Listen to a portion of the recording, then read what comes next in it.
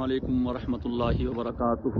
یہ جنت البقیع کا منظر ہے اور یہ ہمارے بائیں طرف سامنے جہاں رش نظر آ رہا ہے لوگوں کا، حضرت عثمان ابن عفان رضی اللہ عنہ کی قبر مبارک ہے۔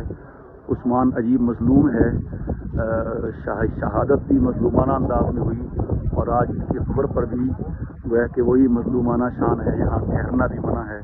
اور حضرت ابو سعید خدری رضی اللہ تعالی عنہ کی قبر ہے اور یہ اس قبرستان میں 10,000 صحابہ کی قبریں ہیں۔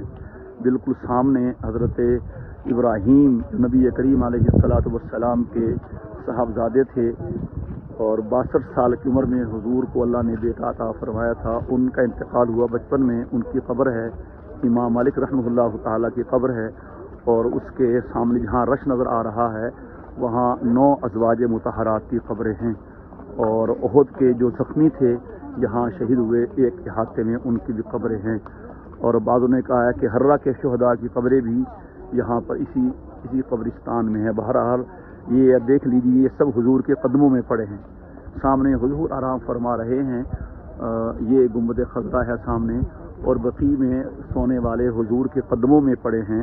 تو اللہ نے دکھا دیا کہ جنت میں آنا ہے تو میرے محبوب کے قدموں میں آنا ہوگا، اور آپ کے سرہانے بھی جنت البقیع، آپ کے سرہانے بھی ریاض الجنہ ہے اور آپ کے پانتے بھی جنت البقیع ہیں۔ سبحان اللہ۔